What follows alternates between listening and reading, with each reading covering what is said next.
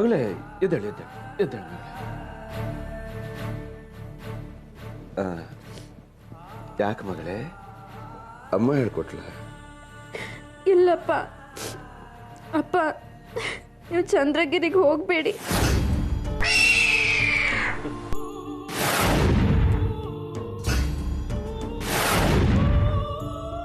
ಚಂದ್ರಗಿರಿ?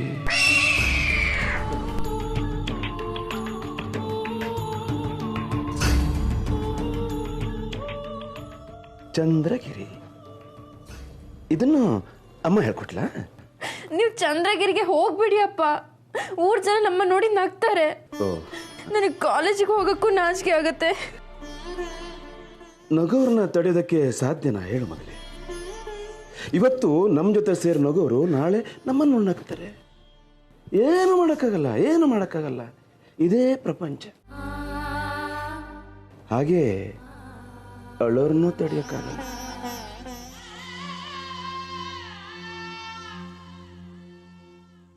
ಓ, ಈ Valentine day, friendship day ಇದ್ದ ಹಾಗೆ ಇವತ್ತು ಈ ಮನೆಯಲ್ಲಿ ಕಣ್ಣೀರ್ ಡೇ ಅಲ್ವಾ?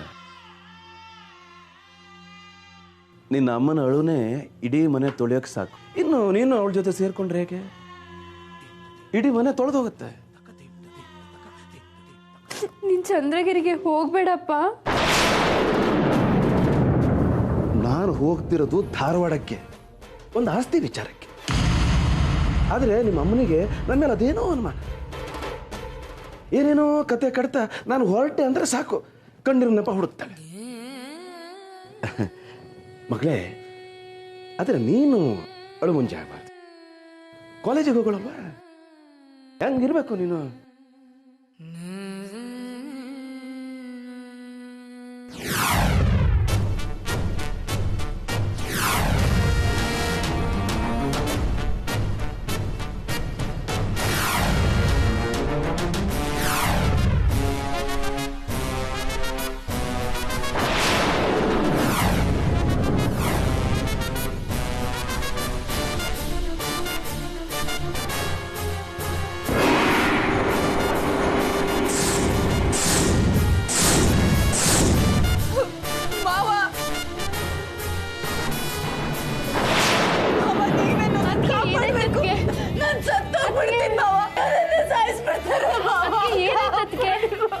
ಅದಕ್ಕೆ ನೀವೇ ಕಾಪಾಡ್ಬೇಕು. ಏನಾಯ್ತು?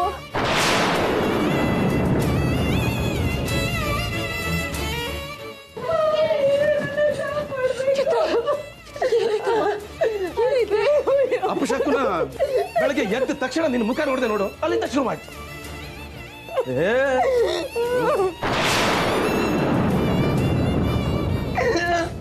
ಅತ್ತೆ, ನನ್ ಸತ್ತು ಹೋಗ್ಬಿಡ್ತೀನಿ ಅತ್ತೆ.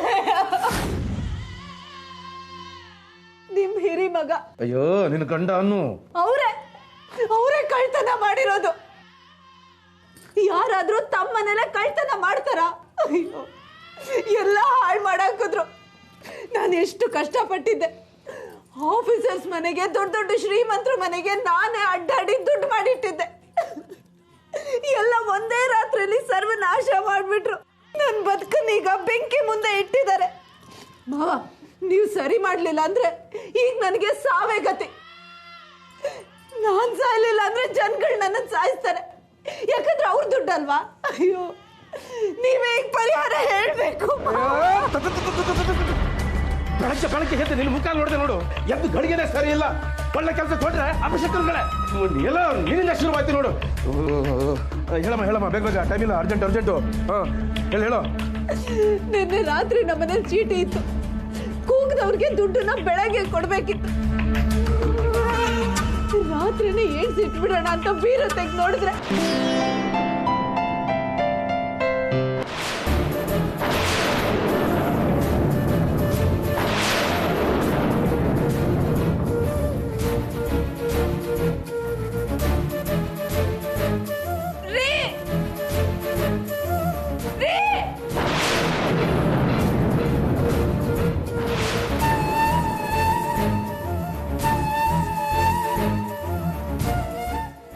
ಏನೇ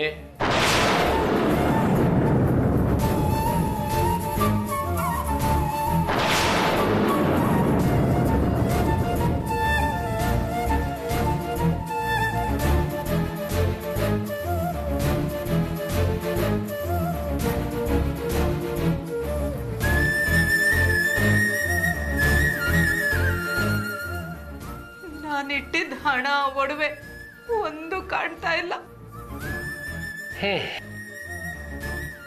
ಹ್ಞೂ ಅಂದ್ರೆ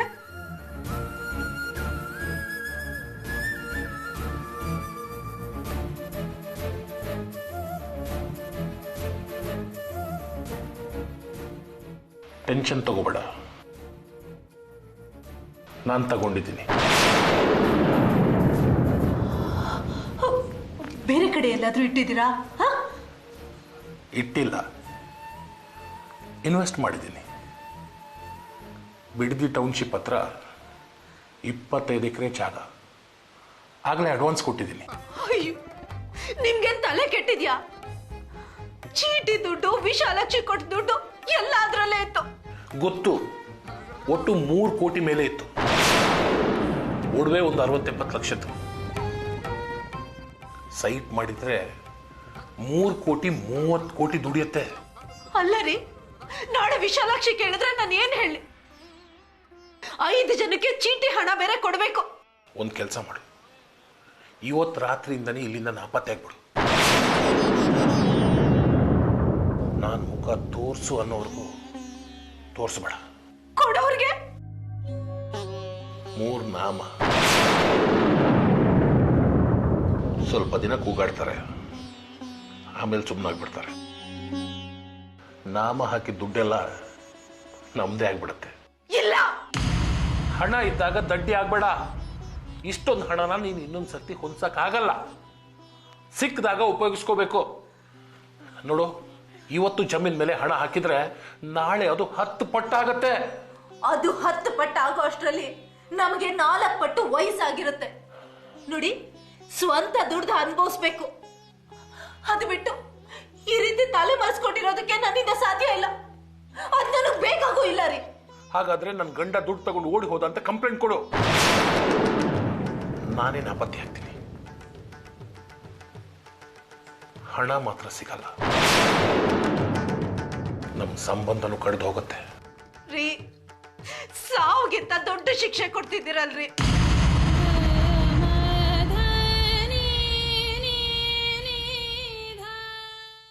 ಅರ್ಥ ಮಾಡ್ಕೋ, ದುಡ್ಡು ಉಳಿಯುತ್ತೆ, ನಿನ್ ಖುಷಿನೂ ಸಿಗತ್ತೆ. ನಿನ್ನ ಟೇಸ್ಟ್ ಏನು ಅಂತ ನನಗೆ ಚೆನ್ನಾಗಿ ಗೊತ್ತು. ಎಲ್ಲ ವ್ಯವಸ್ಥೆ ಮಾಡ್ತೀನಿ. 24 ಗಂಟೆ ಮೇಕಪ್ಗೂ ಕೊರತೆ ಆಗಲ್ಲ.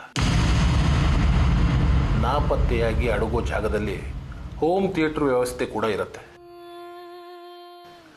ಎಷ್ಟು ಸಿನಿಮಾ ಬೇಕಾದರೂ ನೋಡ್ಬೋದು. ಜಮ್ ಅಂತ ಇರು. ಈಗಲೇ ಹೊರಡೋ ತಯಾರಿ ಮಾಡ್ಕೋ. ಚೀಟಿಯವ್ರು ಬಂದು ಹಣ ಕೇಳೋ ಮುಂಚೆ ಜಾಗ ಖಾಲಿ ಮಾಡಿಬಿಡು. ಯೋಚನೆ ಮಾಡಬೇಡ. ಜಾಗನ ಬೇಕಿದ್ರೆ ನಿನ್ನ ಹೆಸರಿಗೆ ರಿಜಿಸ್ಟರ್ ಮಾಡಿಸ್ತೀನಿ. ಒಳ್ಳೆ ಅವಕಾಶ ಸಿಕ್ಕಿದೆ, ಬಿಟ್ಟರೆ ನಾವೇ ಮೂರ್ಖರು. ಟ್ಯಾಕ್ಸಿಗೆ ಫೋನ್ ಮಾಡ್ತೀನಿ, ಅಷ್ಟರಲ್ಲಿ ರೆಡಿಯಾಗಿರು.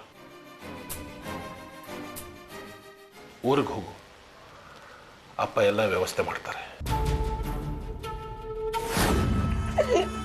ನನ್ನ ಬಗ್ಗೆ ಜನಕ್ಕೆ ಎಷ್ಟು ನಂಬಿಕೆ ಗೊತ್ತಾ? ಕೆಲವರೆಲ್ಲ ಅವ್ರ ಗಂಡದಿರ್ ಬೇನಾಮಿ ದುಡ್ಡು ಎಲ್ಲ ತಗೊಬಂದು ನನ್ನ ಹತ್ರ ಕೊಟ್ಟಿದ್ರು. ಕಡಿಮೆ ಅಲ್ಲ ಬಾವ, ಹೆಚ್ಚು ಕಡಿಮೆ 3 ಕೋಟಿ. ನನಗೇನ್ ಮಾಡ್ಲಿ, ಎಲ್ಲಿಂದ ತಂದ್ಕೊಡ್ಲಿ?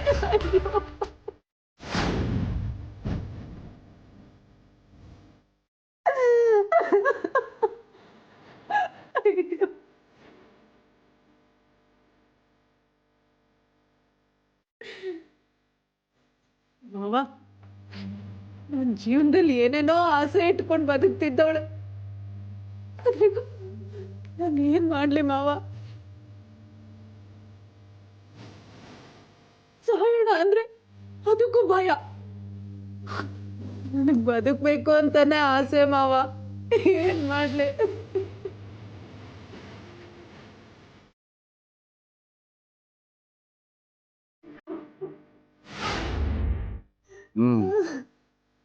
ಏನು ಅಪ್ಪ, ಚಿತ್ರ ಒಂದಷ್ಟು ಜನರ ಚೀಟಿ ದುಡ್ಡು ಎತ್ಕೊಂಡು ಓಡಿ ಹೋಗಿದ್ದಾಳೆ.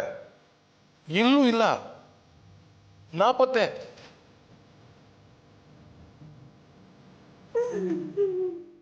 ಮನೆಗೆ ಬಂದಾಯ್ತು.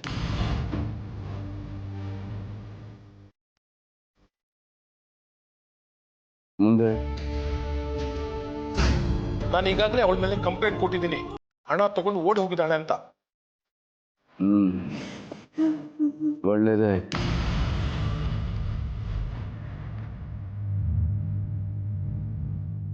ಆಮೇಲೆ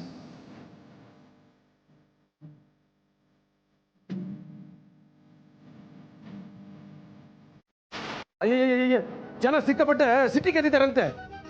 ವಿಷಯ ತುಂಬಾ ಸೀರಿಯಸ್ ಆಗಿದೆ ಅಂತೆ. ಏನು ಮಾಡೋದು? ಚಿತ್ರ ಚಿತ್ರ ನೀನ್ ಕಣ್ಣೀರ್ ಹಾಕ್ಬೇಡ ಚಿತ್ರ. ಮನೆ ಹೊಸಲು ನೊಂದ್ಕೊಳ್ಳುತ್ತೆ. ಹೆಣ್ಣು ಮಕ್ಳ ಹತ್ರ ಗಂಡನ ಮನೆ ಉದ್ಧಾರ ಆಗಲ್ಲ, ಗಂಡನ ಮನೆಗೆ ಒಳ್ಳೇದಾಗಲ್ಲ. ಓ ಚಿತ್ರ ಚಿತ್ರ, ನೀನು ಮೊದಲು ನಿನ್ನ ಜೀವ ಉಳಿಸ್ಕೊಳ್ಳೋದ್ರ ಬಗ್ಗೆ ಯೋಚನೆ ಮಾಡು. ಜೀವ ಒಂದಿದ್ರೆ ಎಲ್ಲಾದ್ರೂ ಹೋಗಿ ಬೇಡ ತಿನ್ಬಹುದು. ನನ್ನ ಕೈಲಾಗಿ ನಾನು ಏರ್ಪಾಡು ಮಾಡ್ತೀನಿ. ಬೆಳಗ್ಗೆ ಬೆಳಗ್ಗೆ ಎದ್ದು ದರಿದ್ರ ಮುಖ ನೋಡ್ದೆ ನೋಡು, ಅದಕ್ಕೆ ಈ ಕರ್ಮ. ಓ ಏನು ಮಾಡು.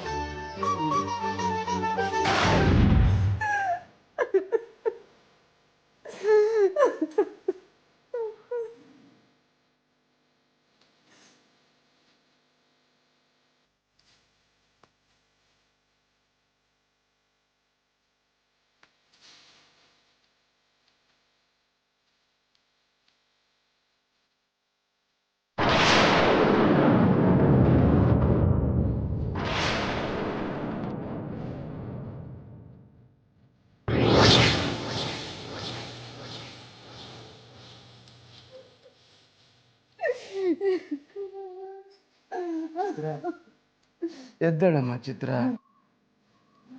ಬಾರಮ್ಮ.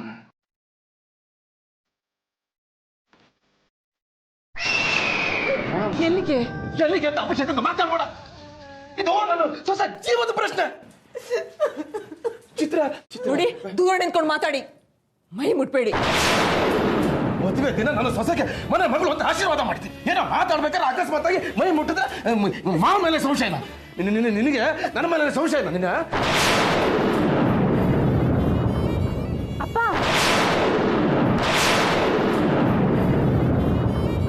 ಅಪ್ಪ ಅಮ್ಮಿ, ದೂರ ನಿಂತ್ಕೋ, ದೂರ ನಿಂತ್ಕೋ ಅಂದೆ.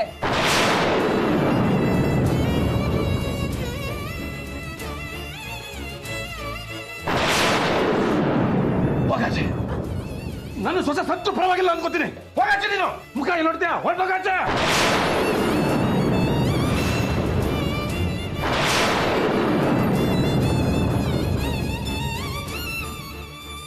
ಚಿತ್ರ, ನೀ ಬಾ ಅಮ್ಮ. ಚಿತ್ರ ಅಳ್ಬೇಡ, ಬಾ ಚಿತ್ರ. ನೀನು ಸಾಯ್ಬಾರ್ದು, ಜನರ ಕೈಗೆ ಸಿಕ್ಕಿ ನೀನು ಸಾಯ್ಬಾರ್ದು. ಅಳ್ಬೇಡ ಚಿತ್ರ, ಬಾ. ಹಿಂಗೆ ಹಿಂಗೆ ಬಾ.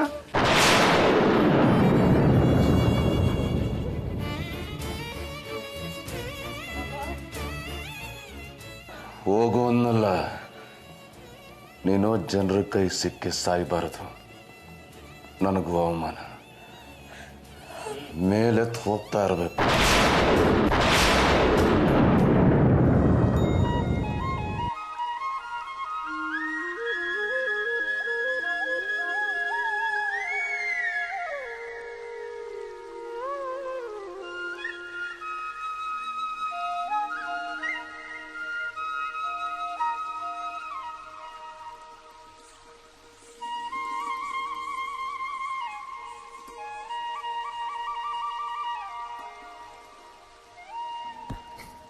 ಎದುರ್ಕೋಬೇಡ ಮಗಳೇ.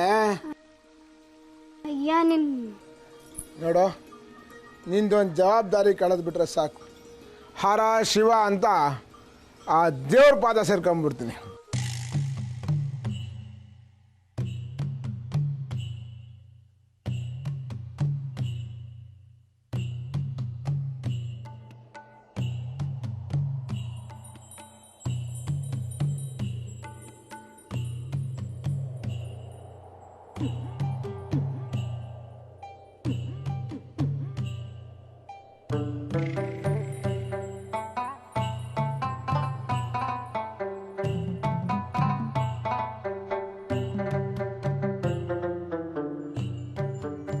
ಹೇಗಿದೆಯಾ ಕಲ್ಪನಾ?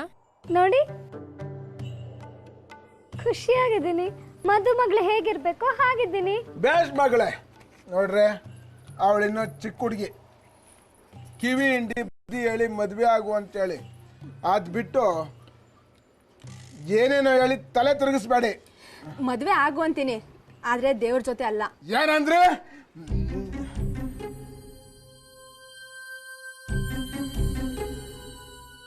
ಏನ್ರಿ?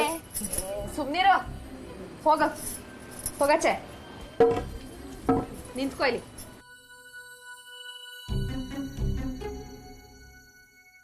ಏನಮ್ಮ, ಏನ್ ಸಮಾಚಾರ?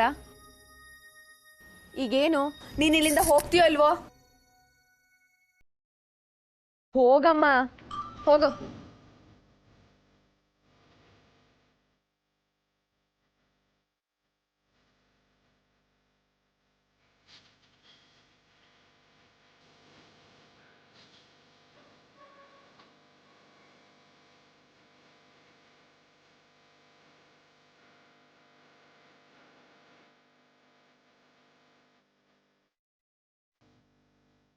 ಇವಳೊಬ್ಳು ಬರ್ತಿರ್ತಾಳೆ ಇಲ್ಲಿ ಕಡ್ಡಿ ಎಲ್ಲ ಆಡ್ಸೋದಿಕ್ಕೆ.